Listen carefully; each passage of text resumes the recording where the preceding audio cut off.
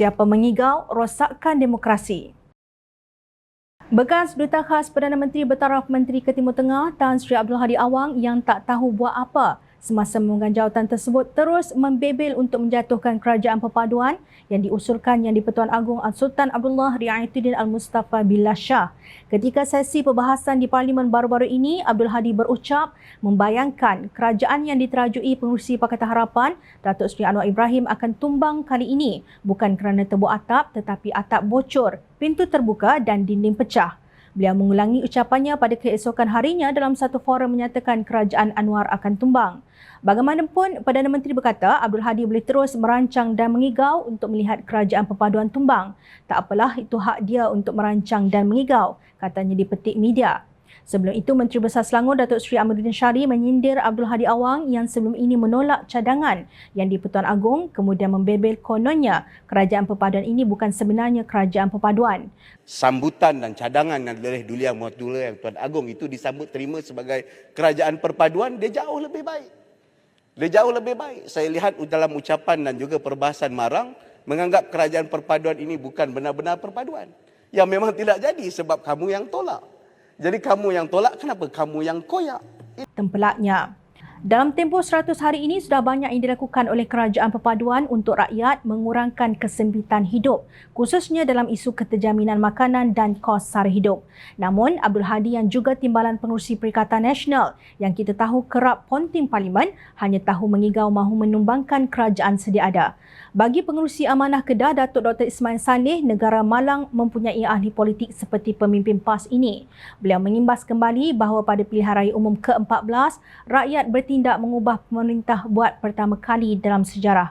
Perubahan ini adalah sesuatu yang baik kepada negara kerana rakyat sudah tahu bagaimana untuk melakukan perubahan dan memilih pembangkang sebagai pemerintah. Seterusnya, di masa yang akan datang, sekiranya mereka yang baru sahaja diberi mandat untuk memerintah tidak melakukan yang terbaik, rakyat akan menukarnya semula dalam pilihan raya umum yang akan datang. Ini adalah proses biasa dalam demokrasi negara, ujarnya. Bagaimanapun, kata Dr. Ismail, negara kita amat malang kerana mempunyai pemimpin seperti Presiden PAS yang bukan sahaja tidak boleh menghormati demokrasi tetapi berusaha merobohkan demokrasi itu sendiri. Pengakuan beliau dengan bangga menjadi perancang kepada langkah Sheraton pada tahun 2020 amat memalukan seluruh rakyat Malaysia yang mengakibatkan jatuhnya sebuah kerajaan mandat rakyat. Sejak ini berlakunya krisis politik yang berterusan sehingga pilihan raya umum ke-15, kata Ismail. Menurut beliau, Yang di-Pertuan Agong telah menitahkan supaya membentuk kerajaan perpaduan. Namun, Perikatan Nasional, sebuah gabungan yang Presiden PAS berada di dalamnya, bukan sahaja membantah titah baginda, tapi siap memperli menyebut ada pihak yang telah mengalih tiang gol. Walaupun undi percaya dilakukan di Parlimen yang menyaksikan kerajaan perpaduan memperolehi majoriti 2/3, Perikatan Nasional masih terus berusaha untuk melakukan langkah Sheraton 2.0 dengan adanya pertemuan Jakarta dan London, dakwanya. Ismail menyifatkan Presiden PAS menerusi ucapannya masih tidak boleh menerima hakikat dan keputusan demokrasi. Beliau terus-menerus mencetuskan pertikaian yang boleh mewujudkan ketidakstabilan politik dalam negara. Ini berpunca daripada pemikirannya yang beranggapan beliau atau gabungan politik beliau sahaja yang betul dan layak memerintah negara.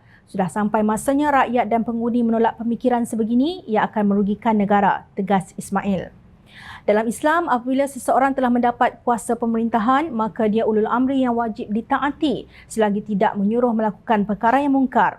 Dalam hubungan ini, Anwar wajar dibantu dalam tadbir urus negara dan hal berkaitan dengan agama atau kemaslahatan rakyat. Sebarang langkah untuk menjatuhkan Perdana Menteri dan kerajaannya adalah dilarang oleh Islam. Mustahil pemimpin Perikatan Nasional tidak tahu. Lagipun tidak ada pilihan untuk rampasan kuasa dalam demokrasi. Percayalah, walau apapun, rakyat sentiasa memerhati.